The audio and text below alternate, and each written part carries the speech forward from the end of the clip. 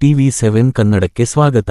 Police ಸಿಬ್ಬಂದಿಯ ಮಕ್ಕಳಿಗೆ ಉತ್ತಮ ಶಿಕ್ಷಣ ಕೊಡಿಸಿ, ಠಾಣಾಧಿಕಾರಿ ಕೆ. ಕುಮಾರ್ ಹೇಳಿಕೆ. ಸಮಾಜದ ಶಾಂತಿ ಹಾಗೂ ಸುವ್ಯವಸ್ಥೆ ಕಾಪಾಡಲು ಹಗಲಿರುಳು ಶ್ರಮಿಸುವ ಪೊಲೀಸ್ ಸಿಬ್ಬಂದಿ ತಮ್ಮ ಮಕ್ಕಳ ಉಜ್ವಲ ಭವಿಷ್ಯಕ್ಕಾಗಿ ಉತ್ತಮ ಶಿಕ್ಷಣ ಕೊಡಿಸುವತ್ತ ಹೆಚ್ಚಿನ ಗಮನ ಹರಿಸಬೇಕು ಎಂದು ಚಳ್ಳಕೆರೆ ಪೊಲೀಸ್ ಠಾಣೆಯ ಠಾಣಾಧಿಕಾರಿ ಕೆ.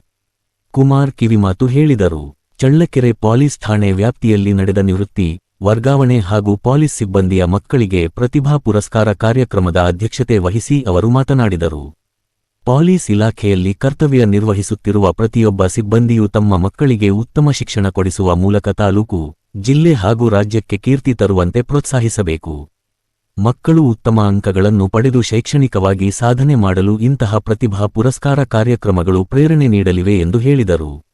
ಸರ್ಕಾರಿ ನೌಕರಿಯಲ್ಲಿ ವರ್ಗಾವಣೆ ಹಾಗೂ ನಿವೃತ್ತಿ ಸಹಜ ಪ್ರಕ್ರಿಯೆ. ಆದರೆ ಕರ್ತವ್ಯದ ವೇಳೆ ಜನರೊಂದಿಗೆ ಬೆರೆತು ಉತ್ತಮ ಸೇವೆ ಸಲ್ಲಿಸಿದರೆ ಅಂತಹ ಸೇವೆ ಶಾಶ್ವತವಾಗಿ ಜನರ ಮನಸ್ಸಿನಲ್ಲಿ ಉಳಿಯುತ್ತದೆ ಎಂದು ಠಾಣಾಧಿಕಾರಿ ಕೆ. ಕುಮಾರ್ ತಿಳಿಸಿದರು. ಇನ್ನು ಕಾರ್ಯಕ್ರಮದಲ್ಲಿ ಡಿವೈಎಸ್ಪಿ ಸತ್ಯನಾರಾಯಣ ರಾವ್, ಪಿಎಸ್ಸಿಗಳಾದ ವೀರೇಶ್, ಶಿವರಾಜ್, ಪೇದೆಗಳಾದ ತಿಲಕ, ಮಂಜುನಾಥ ಸೇರಿದಂತೆ ಪೊಲೀಸ್ ಸಿಬ್ಬಂದಿ ಉಪಸ್ಥಿತರಿದ್ದರು. ವರದಿ ಮೌನೇಶ ಆಚಾರ್, TV7 ಕನ್ನಡ, ಚಳ್ಳಕೆರೆ.